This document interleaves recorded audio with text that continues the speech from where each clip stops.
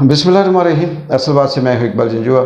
नाज़रीन, अभी आज के इजलास था पाकिस्तान तहरीक इंसाफ का बाग के मकाम पर, जिसमें ये जो ज़िमनी इलेक्शन होने हैं हल्का वस्ती बाग अल-15, इसका जो तनवीर इलियास के नाअहल होने के बाद जो हल्का खाली हुआ था उसमें पीटीआई का टिकट किसको मिले।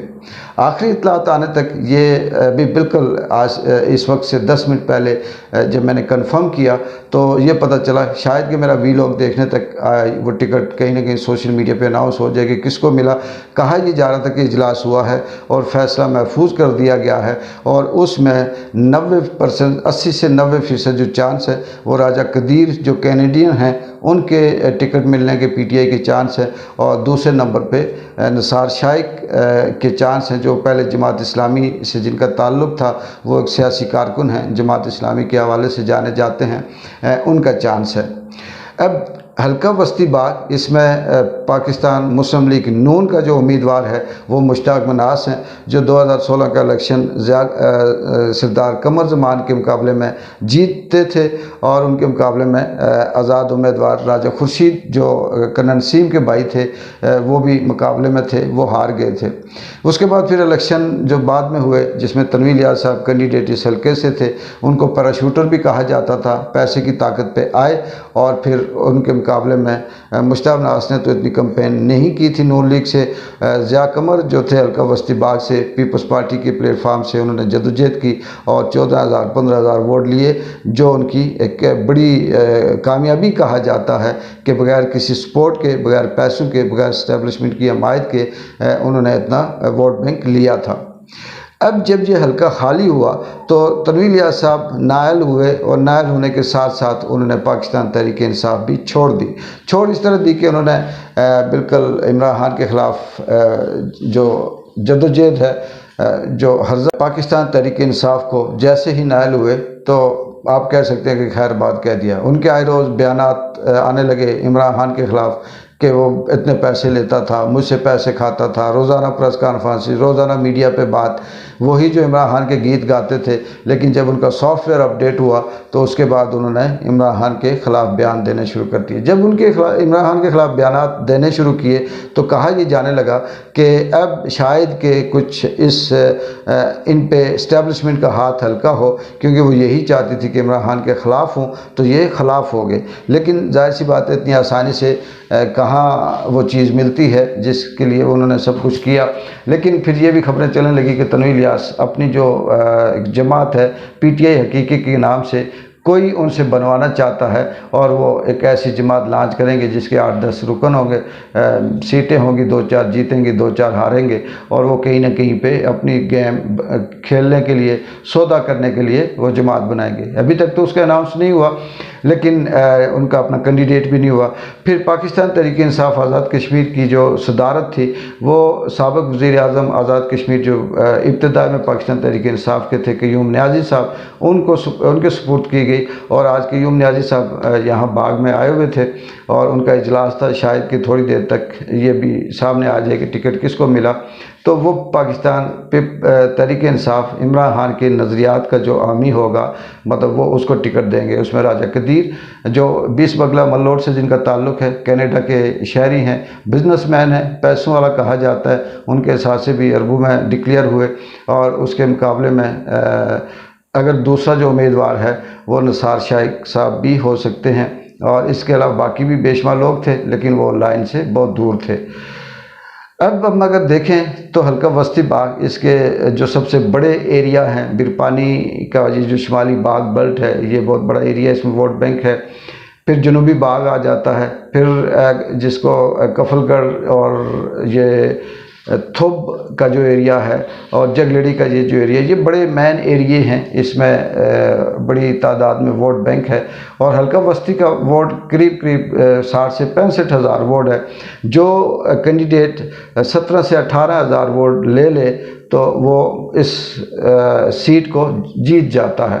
उसकी वजह यह है कि छोटे छोटे नुमाइंदे भी खड़े होते हैं, कोई आज़ाद उम्मीदवार होता है, कोई किसी जमात का है, कोई मुस्लिम कॉन्फ्रेंस से है, कोई जमात इस्लामी से है, कोई किसी मजहबी जमात से खड़ा हो जाएगा। वो 400, 500, 1500, 2000 वोट लेकर वोट ज़ाया हो जाता है और एंड पे जो विनर कैंडिडेट होता है, अगर वो बहुत ज़्यादा उस इस्टेब्लिशमेंट की हमायत हासिल ना हो तो 17-18 हज़ार या 20 हज़ार तक उसका वोट काबिल विनर वोट होता है।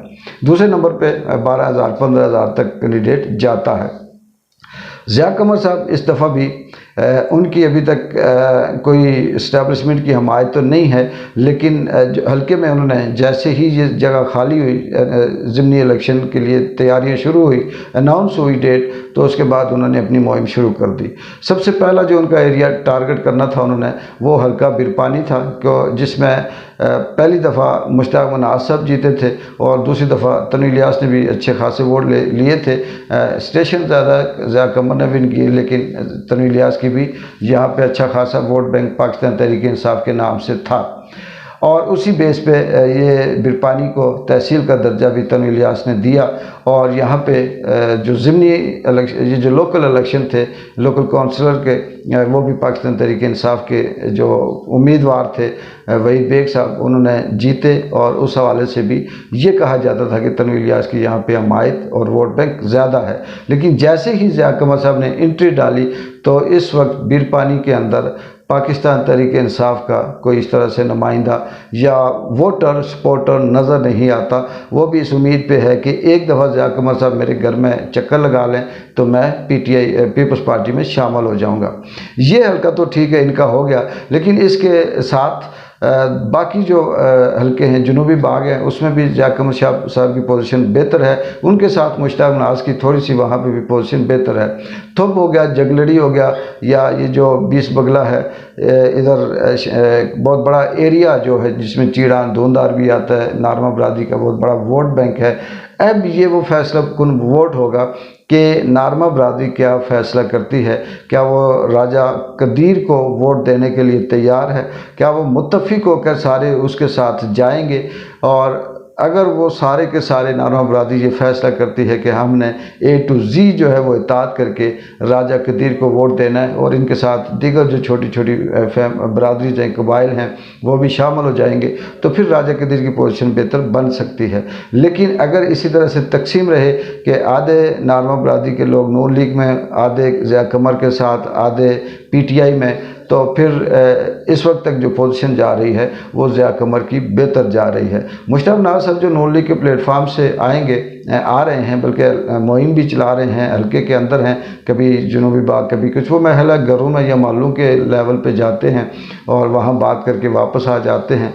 और उनकी पोजीशन इस वक्त तक इतनी ज़्यादा वाज़ेह नहीं है और ना वो जीतने की पोजीशन में इस वक्त तक लगते हैं। बाद में क्या होता है, वो वक्त के साथ सियासत है, कल सूरत हाल बदल भी सकती है। दूसरा ये है कि पीपल्स पार्टी का आने वाले वक्त में कमर ज़मान कायरा भी बाग में सुनने में आ रहा है। परवेज़ अशरफ की भी, और इस तरह से पीपल्स पार्टी के जो दीगर सियासी रहनुमा है वो बाग में इलेक्शन मुहिम चलाने के लिए या लोगों के साथ मिलने के लिए आएंगे। और बिलावल भुट्टो का भी 23 तारीख को अभी तक ये अनाउंस हुआ है कि वो बाग में एक जलसा करेंगे। इनके बाग में आने से भी काफ़ी तब्दीली आएगी, काफ़ी फ़र्क पड़ेगा।